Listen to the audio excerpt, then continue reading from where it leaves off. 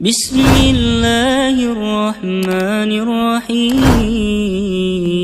والعصر إن الإنسان لفي خسر إلا الذين آمنوا وعملوا الصالحات وتواصوا بالحق وتواصوا بالصبر.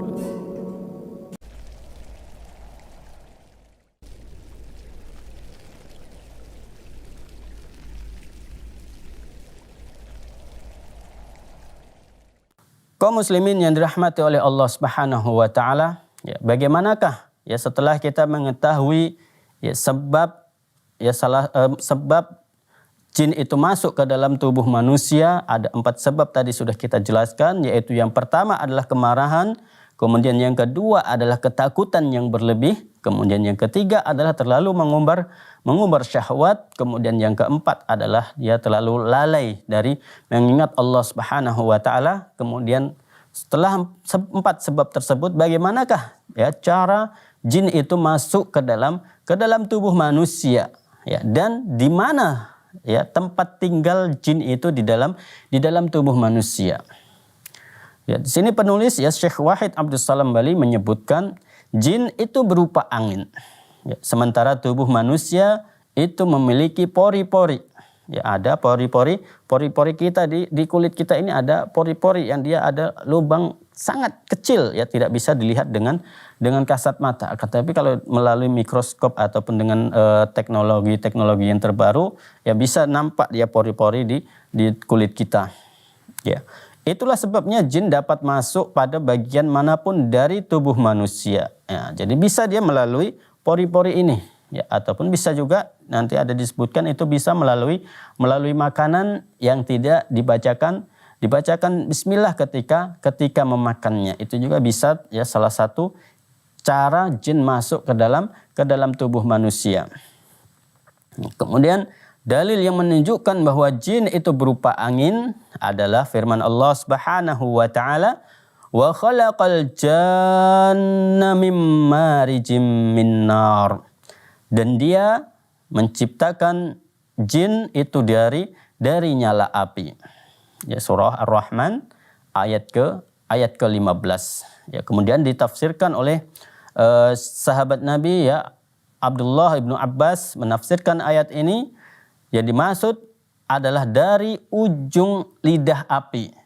Dan ujung lidah api itu adalah hawa panasnya ataupun angin panasnya yang keluar dari neraka. Ini adalah merupakan ya tafsir dari Ibnu Abbas, ya, berkaitan dengan bahwasanya jin ini adalah berupa angin, tapi anginnya sini adalah angin yang sangat panas. Makanya kalau dia ada orang yang kesurupan, itu rata-rata ataupun kebanyakan itu tubuhnya itu terasa panas. Itu adalah salah satu ciri dari orang yang terkena gangguan jin. Ya, nanti di sini penulis juga akan menyebutkan ya ciri-ciri ya berkaitan dengan orang yang terkena gangguan jin.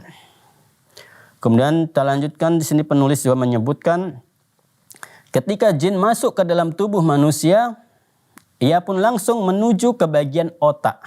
Ya, jadi jin setelah bisa dia masuk ke dalam tubuh manusia, maka kemudian jin itu akan langsung menuju ke bagian otak manusia. Tapi kalau orang-orang yang dia senantiasa berzikir kepada Allah Subhanahu wa taala, ya hatinya selalu ingat kepada Allah Subhanahu wa taala, ya maka ketika jin tersebut ingin menuju ke bagian otaknya, ya jin ini dia tidak sanggup untuk menuju ke otaknya. Makanya terkadang ya dia hanya bisa mengganggu ataupun merasuki tubuh manusia itu pada bagian tertentu saja. Ya, pada bagian tangannya saja, ya, ataupun pada bagian kakinya saja, ya, ataupun pada dia hanya bisa menyakiti bagian pundaknya saja, ataupun menyakiti dia udah hampir masuk ke otaknya, dia hanya bisa menyakiti kepalanya saja, tapi dia tidak bisa menguasai seluruh tubuhnya. Tapi kalau orang-orang yang dia tidak pernah ingat kepada Allah Subhanahu wa taala ataupun jarang mengingat Allah Subhanahu wa taala, ataupun mengingat Allah Subhanahu wa taala setelah jin itu bisa menguasai otaknya, ya maka jin ini akan sangat mudah keluar masuk dari tubuhnya ataupun dari bagian otaknya, karena dia sudah menguasai bagian otaknya dan sudah bisa masuk ke bagian otaknya ataupun bagian pikiran manusia. Kemudian sehingga ia bisa mempengaruhi organ tubuh manusia dari pusatnya di bagian otaknya. Ya, karena semua gerakan yang dilakukan oleh tubuh kita itu semuanya dikendalikan dari otak kita. Ya, kita mau makan, kita mau menggerakkan tangan, kita mau berjalan, kita mau berbicara, itu dikendalikan oleh otak kita, oleh saraf-saraf yang ada di otak kita. Makanya ketika otak itu bermasalah, maka gerakan-gerakan tubuh kita pun akan bermasalah. Ya, seperti itu. Kemudian berbagai riset medis telah membuktikan bahwa orang-orang yang mengalami sakit karena kesurupan memiliki getaran-getaran halus yang aneh. Nah, ini adalah penelitian-penelitian dari para dokter ya ataupun oleh para ahli medis, dan itu getaran-getaran aneh itu bertempat di otak kita, karena memang sebagaimana kita sebutkan jin ini dia tempat tinggalnya ketika masuk ke dalam tubuh manusia sasarannya adalah bagian otak manusia. Sejumlah jin memberitahu saya ya, jadi ini adalah testimoni lah dari jin kepada Syekh Abdus Salam Bali ini ya, beberapa jin memberitahu kepada saya, yaitu pada Syekh Wahid Abdus Salam Bali, bahwa mereka itu tinggal ataupun bercokol di dalam otak manusia. Jadi mereka tinggal ya, di tubuh manusia itu di bagian otaknya. Jadi kaum muslimin yang dirahmati oleh Allah Subhanahu wa taala, ini adalah merupakan ya pengakuan dari bangsa jin. Ya bisa jadi benar, ya bisa jadi salah. Ya, karena apa? Hakikatnya jin ini adalah pendusta. Ya jadi ada kebetulan ya, karena memang ketika diteliti oleh medis, ketika orang kesurupan, ketika orang ada penyakit gilanya, penyakit ayan ataupun epilepsi dan lain sebagainya, ketika dia kesurupan, ketika dicek ataupun diperiksa, itu bagian otaknya ada getaran-getaran anehnya. Berarti memang ucapan jin ini bisa kita terima. Ya, walaupun tidak kita benarkan ya 100%, akan tapi memang ya secara medis semua ya aktivitas yang kita lakukan itu semuanya dikendalikan oleh otak kita. Ya. Makanya jin selalu mengarah agar dia bisa mengarah ke otak manusia, agar dia bisa mengendalikan semua tubuh manusia. Dan ini juga dikuatkan dengan ucapan jin yang dia mengatakan bahwasanya dia bertinggal ataupun bercokol di dalam otak manusia. Jadi kaum muslimin yang dirahmati oleh Allah Subhanahu wa taala, jadi jin ya tinggal di tubuh manusia, sasaran awalnya adalah di bagian otak manusia. Kemudian di sini juga penulis menyebutkan kisah yang selanjutnya. Ada juga jin yang berkata kepada saya, yaitu kepada Syekh Wahid Abdus Salam Bali, aku sanggup, ini adalah ucapan dari jin ya, aku sanggup mengendalikan bagian tubuh manapun dari orang ini. Ya, jadi dia sanggup mengendalikan tubuh ya, anggota tubuh mana yang ingin dia kendalikan. Karena memang dia sudah menguasai semuanya. Ya, yaitu bagian otaknya. Ya, kemudian disebutkan saya juga pernah berkata pada orang yang kesurupan, pegang dan tahan bagian lengan ini. Lalu ia rentangkan tangannya, 3 orang pemuda yang kuat bangkit untuk melipatnya. Ya, melipat bagian lengannya. Tapi 3 orang ya pemuda yang kuat bangkit untuk melipatnya, namun mereka tidak sanggup.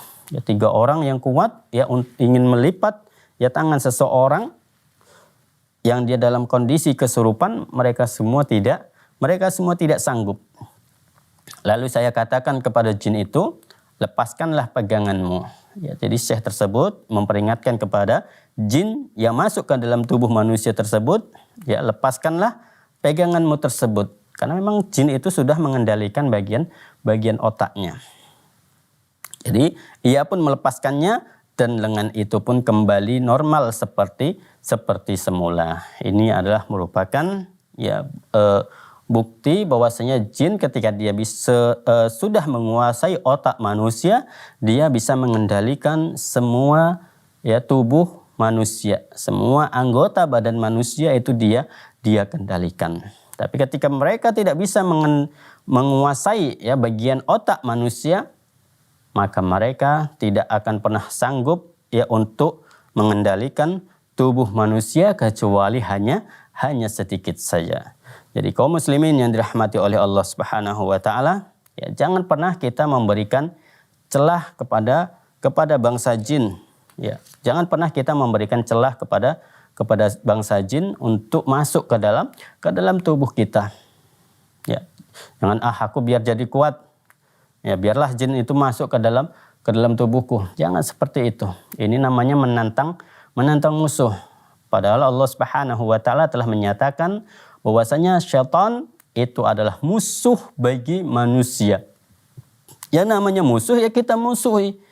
Kita perangi mereka dengan semampu kita. Kita perbanyak zikir kepada Allah Subhanahu wa taala. Kita perbanyak membaca Al-Qur'an agar mereka tidak mampu menyerang kita. Dan apabila kita sudah berzikir kepada Allah Subhanahu wa taala, memperbanyak membaca Al-Qur'an, melaksanakan ibadah-ibadah salat dan menjauhi perbuatan-perbuatan maksiat, maka secara tidak langsung kita sudah memerangi mereka dari golongan bangsa jin. Kita sudah memerangi syaitan. Ya, karena yang paling utama sekali dalam diri kita yang harus kita lawan adalah hawa nafsu kita sendiri. Karena hawa nafsu ini selalu menginginkan kesenangan. Ya, selalu menginginkan kesenangan yang berlebihan. Ya, nafsu ini selalu menginginkan kesenangan yang berlebih, bahkan sampai kesenangan yang diharamkan oleh Allah Subhanahu wa taala. Jadi kaum muslimin yang dirahmati oleh Allah Subhanahu wa taala, kita perangi musuh kita yaitu syaitan. Ya, ini adalah musuh dari mulai kita dilahirkan ataupun semenjak masa Nabi Adam alaihissalam dahulu sampai nanti pada hari kiamat, mereka semua adalah tetap menjadi musuh bagi kita. Jadi syaitan merupakan musuh bagi kita. Sini syaitan bukan bangsa jin. Bagaimana sebelumnya kita telah jelaskan, syaitan adalah jin-jin yang pembangkang, jin-jin yang tidak taat kepada Allah Subhanahu wa taala, jin-jin yang durhaka kepada Allah Subhanahu wa taala. Inilah dia yang disebut dengan syaitan. Ya, sedangkan syaitan itu ada dari golongan manusia dan juga ada dari golongan bangsa jin. Ya, tentunya syaitan yang sangat jelas permusuhannya kepada kita adalah syaitan-syaitan yang dia dari golongan bangsa jin. Ya, karena mereka tidak nampak tapi mereka selalu membisik-bisikkan keburukan kepada kita. Makanya kita harus melawan mereka semuanya dengan memperbanyak zikir kita kepada Allah Subhanahu wa taala.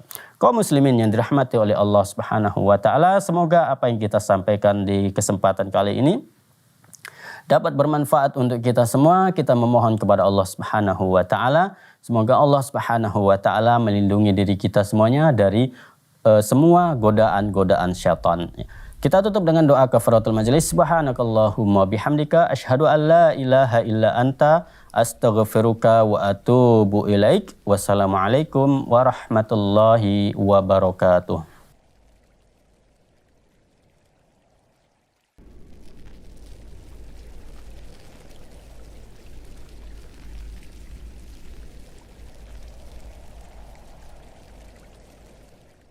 الحمد لله رب العالمين